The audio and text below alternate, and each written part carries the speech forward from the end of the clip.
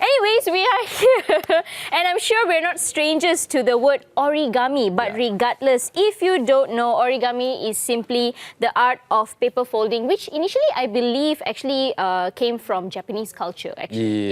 But now it's of course truly universal, right, Mio? Yeah, exactly. And it is something that you could actually do anywhere, literally with yourself, with your family, with your friends. And what we have actually down here today, we have a couple of origami experts. I don't know what the Japanese words for expert is, but we still in the studio, we have the founding president of the Malaysia Origami Academy, Kenneth Chung, together with one of its members, Andrew Tan, together with us. Hey, gentlemen.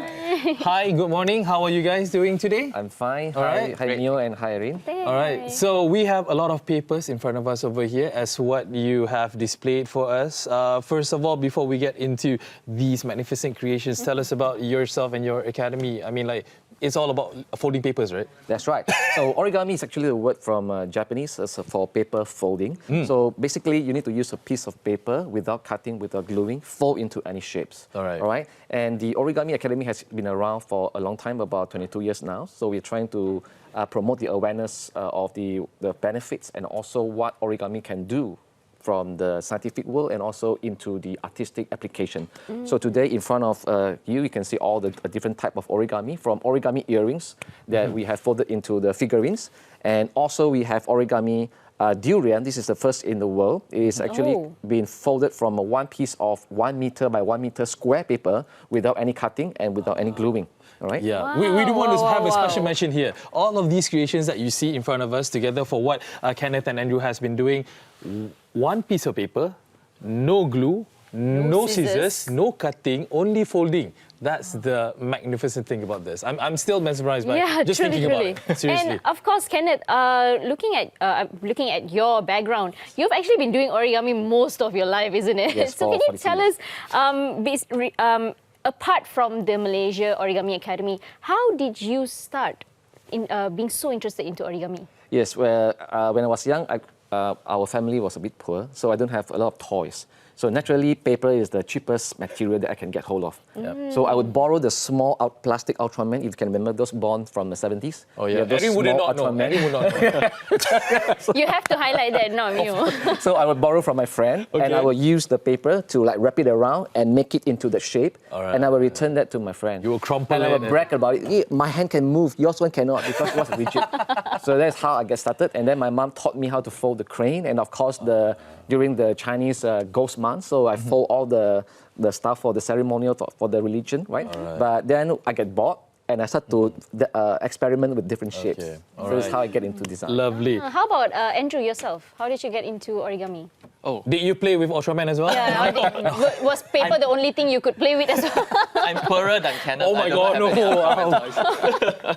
Oh, I think for me, I was exposed to origami at a very young age, like 5 or 6, when we were helping our parents to fold paper cranes for Chinese New Year decoration. But I don't think at the time I know what origami is. Not until I think I was around 8 years old when my dad brought me to this bookstore and I saw this origami book. Nice. And I said, Dad, I want that book. My dad said, you better wait for your exam results first. Aren't all Asian parents like that? Yeah, exactly. Everyone like that. So we do actually have a demo down here. So while you are showing us the demo, maybe you can talk through us also with whatever it is that you have done. Maybe we can do a 2-in-1 kind of thing. Sure. Andrew, so what will you get Erin in trouble with right now? Should we compete? No. We want to compete some more. You just up to you. Okay. Confidence is key. So what are we doing? So what we have here is actually the Origami Wobble. It has been entered into the Malaysia Book of Record in the year 2019. And today I'm going to just demonstrate and also to share with Mio and Erin how to fold this. All right. And basically this is the first origami wobble in the world. It's actually designed by our origami artist, our very Malaysian origami artist, Sam Yap. Okay. And this has received quite a lot of attention. So today I'll share it, the folding method with Mio and Erin, and also our pieces. So blue for Mio, red for Erin, and we have that. So it's actually started. Who was it again, Sam? Sam Yap. Sam Yap. Shout out to Sam Yap for the credit for this. All right. So what do we do? All right. Because of time, so I have pre-folded into this triangular shape. Okay. So we'll start from here. So basically, we fold that into a center. right here. Pre-folded because he's not confident with us. Pre-folded, And then we will fold okay. this edge up so that it has this horizontal alignment. Okay. Excellent. So let's wait for Mio. Okay, no, Mio's my already, hands Mio's are already my struggling hands are big. here. My you hands see. are big. Okay, so you know what they? Okay, no, I'm not gonna. All right, All right. continue. And let's flip over to the back. Okay, Okay. flip over to the back. All right. And you already have this line here, so we fold this down. Okay, I salah downward. already. I think I got things mixed up already. All right. Okay. No worries. I think this should be a race Yeah, and a this should- competition as well. And we're going to open up the pocket from here, Okay. right? That's right. Okay. And then we're going to flatten it. That's Flatten it. right. Okay. Flatten Okay. it right. All right. Right. Yes, Mio, you're doing fine. Oh, I'm All doing right. fine. Okay. Okay. And we're going to fold, you see this triangle, right? This red color triangle. So we're going to fold this right at this edge here. Right. Fold I have this two over. big triangles. So yeah, just focus on Edwin then. Right, Yeah. just right here. Duffield. That's right. Excellent. I don't know if Excellent. I'm And doing just crease it. The flattening movement is called creasing, by the way, in Creasing. origami. All right, you got it there. Her fingernails are specifically made for this. Okay. Crease it. Yes, crease it long nice. fingernails Okay. make it harder. So on the other side, we're going to repeat the same thing. And just open up again. And right here, at this edge, same Oh, thing. wait. I'm. So You did have one to side, open right? up. Yes, one side. And we're Oh, going to and repeat this the side same. as well, okay. Symmetrical, Yeah. yes. This is a symmetrical model. Okay. I don't know Right. if this is right. That is correct. Okay. And we're going to flip it over to the back. So you see these two creases here. So we're going to grab hold of one of the crease and pleat it to the center. Excellent, that's correct. Ooh. And repeat the same on the other side. Repeat the same on the other side. Right. My mom is proud of me. All right. While this is being done, Andrew, I just wanted to ask, like for this And wow, for instance, like turn it how over to long the does back. it take you to finish one wow? Normally, I mean, like with your with you being an expert And already. we're going to fold the think, bottom edge up. It took and me we're done. around 10 minutes. Yes. 10 minutes. Yeah, 10 minutes. 10 minutes. And But we the have- first For time, first time. for the first Yeah. time, and now you can do it in what? That's in 2, all. 3 minutes? So that is a 5 basic maybe. shape. 5 minutes lah. Yeah. So, So if I you mean, like like, to here, you can how bend long down did a it little take bit for you to here. actually Okay. master Bend down a little bit here, in give it a doing, little bit you know, chance all like of these this. origami things? How long did it take you to practice and to actually Yes, be there you a go. really good So we origami have this artist? very basic I shape. think So if you like like what to, people say, you practice can makes pinch it a perfect. little bit here. So it depends on the And model. introduce Sometimes a a model curve may shape. have like simple diagrams and more shape. you can complete the model in less than 100 steps. Some models, like maybe this, I think it is more difficult. Okay. Yeah. So I think this will take a few more Okay. hours. Yeah. So we got the wow done. Yes. Well, I have to say that I did Okay, it. she got the wow done. I did it. Wow, wow. Mommy, are you Definitely. proud of me? Okay, so yeah, and that's something unique about the wows that you have here, the creations of the wow. Something you want to share us about the Malaysia Book of Records? Yes. Back in 2019, this Wow Bulan has been entered into Malaysia Book of Record. We have about 25 schools, about 568 students came to DC Mall, and we actually make all those 3,000 over pieces, and we place it Wow. into the shape of Wow Bulan that has a Jalo Gemilang overlay in it. Overlay. Yes. Wow. So it's about 20 meters by 20 meters. It's quite huge. 20 meters is is huge. And when was this? 2019. 2019. 2019. Okay. Okay. And obviously it is something that helps the students, the school Yeah. kids to concentrate even more, right? Doing this, right? That's correct. When you are doing origami, actually, you are using your spatial reasoning because you're dealing with a lot of planes and alignment. So we call this spatial reasoning, and also logic inferences. They need to think ahead.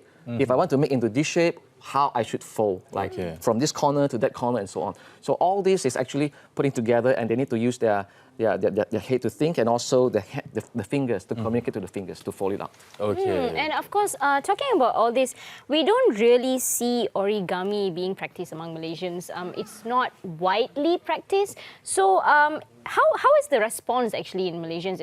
Maybe based on your experience or Malaysia Origami Academy, how's the response among Malaysians with origami? Yes. We started the Malaysia Origami movement back in 2014 together with the formation of Origami Association, and ever since we are trying to promote the awareness. So over the past 8 years, I would say, we see a lot of schools, uniform organizations start to pull the learning from us, the know-how from us. We have the Girl Guides incorporating into the badge, origami badge. We do have like the St. John Ambulance, a lot of uniform organizations, they started to pull. And we do see from a university level, engineering field, they start to pull this know-how into the application of engineering. Like the application of origami into the heart surgery, the stent. We call the surgical stent for angioplasty.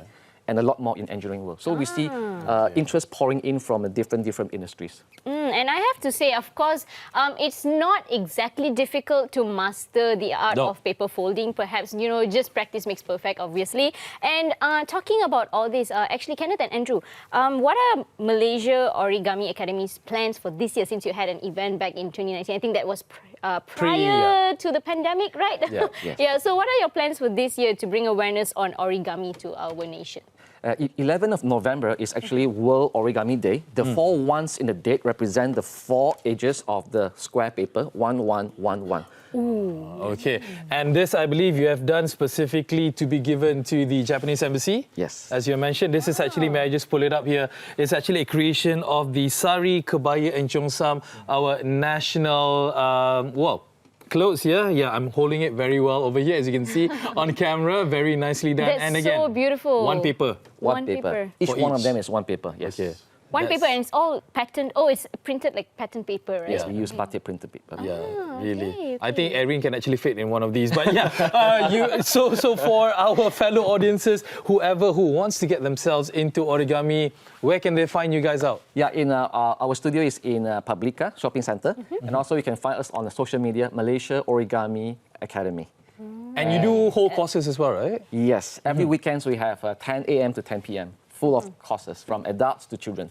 Right, so if you want to get your kids and of course adults as well into origami and master the art of paper folding such as I have, do join in for their courses. And of course, it's not just, you know, it's not just art. It's actually way more than that. Exactly. It's about the focus. You can truly get your kids to get them focused, visioned in a more creative manner. Yeah, exactly. And again, I mean, like, it's definitely shown that during the pandemic, you didn't have much to do. You could not go out from the house. It's definitely a good hobby to start. And now the fact that you've started with this hobby, might not take it to the next level and actually do something bigger, like the chongkak, like the durian, like the lion dance, like the tapir, like the seladang or whatnot. Again, there's so many things that you can do. What's stopping you is just your imagination. All right, so thank you so much for both of our guests, Kenneth and Andrew, for coming down to the show. We hope you could fold more in the future. Thank you.